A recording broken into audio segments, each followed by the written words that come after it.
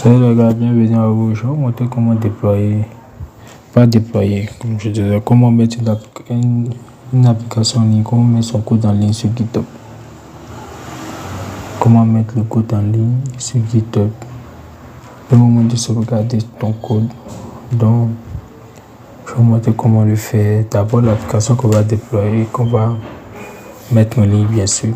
C'est une application de gestion de contact que j'ai eu à faire, qui m'a permis au fait d'apprendre comment fonctionne Flask. Flask, c'est quoi? C'est un framework Python qui permet de créer des sites web rapidement. C'est un peu un mini framework. Donc,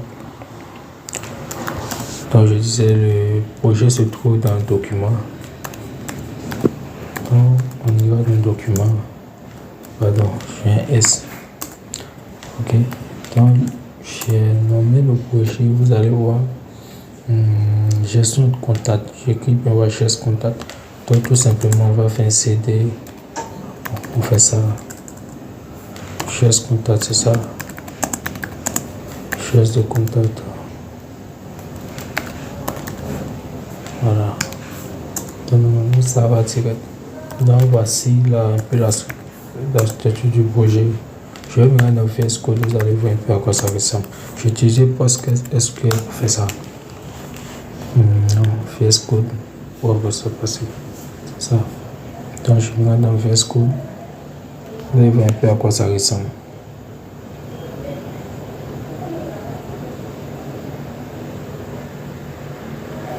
Voilà, c'est un peu ça. Je mets des boutons, comment créer ça, un petit tas, ça.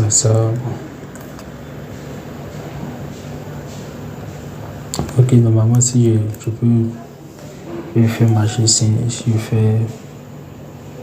Je vais me rappeler un peu, c'est Python.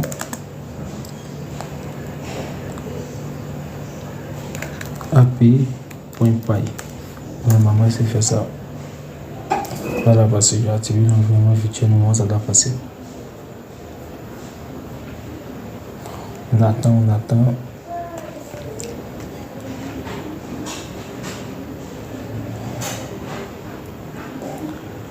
Ok, ça passe. Ok, je pensais que ça n'avait pas passé. Ok, ça passe. Non. Je fais ça. On va aller sur Google. Chrome. C'est un localhost. Localhost. 2.5 000. Donc, normalement, si je retourne ça, ça passe, je fais la connexion. Si je ne voulais pas de compte, inscrivez-vous, ça passe, tranquille. Donc, ça sera un truc comme ça. C'est une application comme ça, on va mettre en ligne. Ok. Donc, je me rends là. Ok, l'application, pardon, je vais couper le serveur, ça va. Juste voir si l'application continue à fonctionner. Donc, je fais ça, on peut passer au prochain.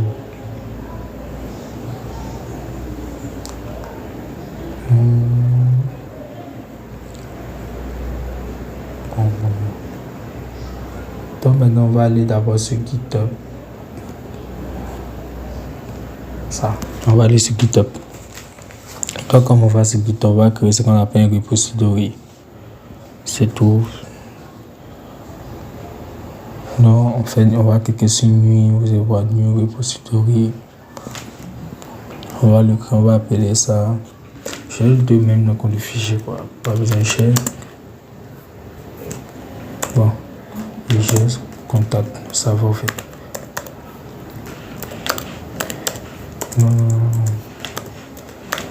Contact. Bon, ici je vais mettre du nom, oui, c'est encore mieux. Voilà, ça c'est parfait. Non, ici, bon, la description, ça va, hein. Pas besoin de se casser la tête. Ici aussi, ça va. 1,5, bon, ça va. Je crois, bon, il demande plus ça. Habituellement, on ajoute la Redmi, ok, puis c'est bon, ça va. Pas besoin d'en ajouter, donc ça va. On va cliquer sur créer, c'est de créer notre repository. Et bim, on a créé le repository, tranquille. Donc ça, c'est bon. On nous montre comment faire comment faire. Nous on regarde déjà, on dit ah ok, bon, c'est comme ça, déjà c'est bon.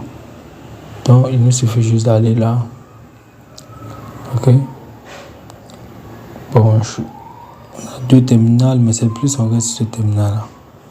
Ok. Je pense que c'est encore mieux rester sur ce terminal. Vous allez voir ce que je fais quand ça va. Ici d'abord on va utiliser la notion de guide. Guide c'est un peu comme comment expliquer ça? C'est plus un gestionnaire de pack. C'est pas comme un gestionnaire de package open. Voilà, disons que Git c'est plus un logiciel de gestion de version, mais c'est plus au fait de suivre les modifications du code. Voilà. GitHub c'est plus une plateforme en ligne quoi, où tu peux héberger le code. Voilà, on utilise Git pour pouvoir héberger tout son code sur GitHub. Voilà, c'est comme ça un peu, je voulais vous expliquer ça.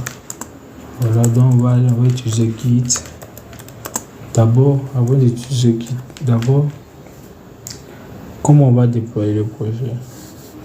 Il y a des commandes qu'ils nous ont montré ici. On peut les utiliser directement. On dit git init. Donc on vient ici. Le git init va permettre de faire quoi? Va permettre juste d'initialiser le projet. On va faire git init. Dépôt initialisé. Ok, c'est bon. Donc normalement vous allez voir ici là. Tout ici là, c'est le U. Voilà, initialisation du projet. Ça c'est bon. Maintenant pour git add readme, bon, ça va. Ça va. Pas besoin de faire ça. On va passer. On va pas faire add readme, mais on va faire git status. Vous voyez ce qui est écrit ici. Sur la branche master, aucun commit. C'est écrit en français en plus, donc c'est plus facile. Utilisez git add fichier pour inclure tout ce qui sera validé. Vous voyez tout ça, ça n'a pas encore été validé. Donc on va les valider. On utilise quoi? Git add. Mais on va pas faire un à un. Git init.git apache.git api. Non, ça prend tout le temps. Donc on va juste faire git add. C'est pour quand il fait le point, il va récupérer tout. Quand tu fais ça, il va récupérer tous les fichiers. Donc quand vous allez venir ici, vous allez voir tout ici, ça va se transformer, changer. Ouais, non, c'est juste ça. Donc, et U, c'est pas ça, A. Voilà, vous dites ça a été ajouté. Pas forcément ajouté, mais c'était. Donc, on a fini de faire ça, on va passer. On peut faire maintenant git statut pour revoir. Donc git statut, je vais la git statut. Donc tout ça, ça a été ajouté. Tout ça. Tout ça.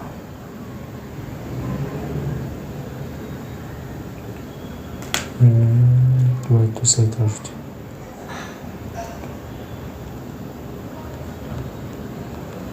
Donc ça va, on peut faire un clic. Je ne voulais pas ajouter tout ça. Parce que j'ai comme l'impression que ça récupère aussi même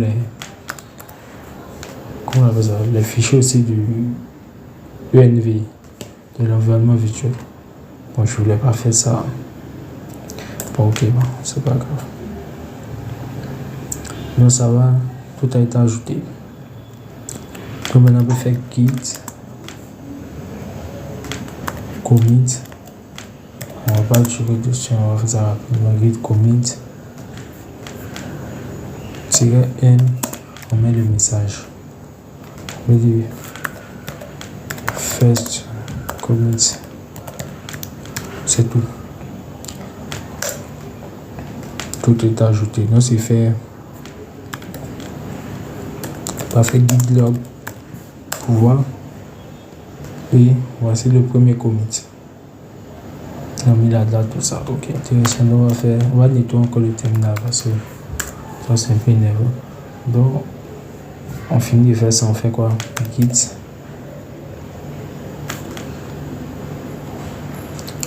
parce que on va supprimer au fait, Parce que ça risque de prendre trop d'espace. Donc, on va supprimer ça. INV, l'environnement virtuel qu'on a créé pour pouvoir traverser le projet Python. On va supprimer ça. Oui, je ne veux pas le déployer sinon. Voilà, c'est bon comme ça. Donc, vu qu'on a supprimé ça, il faut qu'on refasse un git status pour voir les dégâts que ça a causé. Voilà. On a vu, on va faire juste un git. Normalement, ça va quoi, mais voilà. Donc maintenant, on peut faire un git commit. On fait un git commit, voilà. C'est M. Et on fait ça. On écrit le message.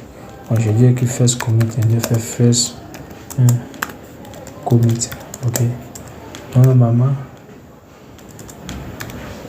voilà. Ça va maintenant.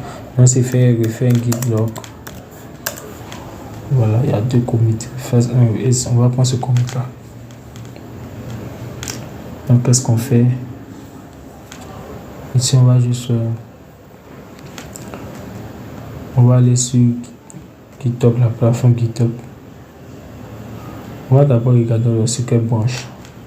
Pour vérifier ça, on fait juste un git branche master. Sur la branche master, ça tout tranquille. On vient là, on fait ça. Git remote. Bon, on va copier ça. On copie ça, ok. Copie. Voilà, on copie ça. On met le coller dans le terminal, c'est encore plus facile. Voilà, et on fait ça. Ça commence à passer. Donc maintenant, on revient encore ici et on va push sur ça. Mais il y a un truc qu'il faut modifier, il ne faut pas push comme ça. Parce que ici, ils ont donné une branche, la branche main. Mais si c'est pas sur la branche main, donc on va la branche master. La branche master. Il y a la gate push, mais origine, la branche sur la branche master. Donc c'est fait ça. Normalement, ça va passer. Oui, pas besoin de trouver dessus, comme je disais, normalement ça doit passer. Donc, on attend.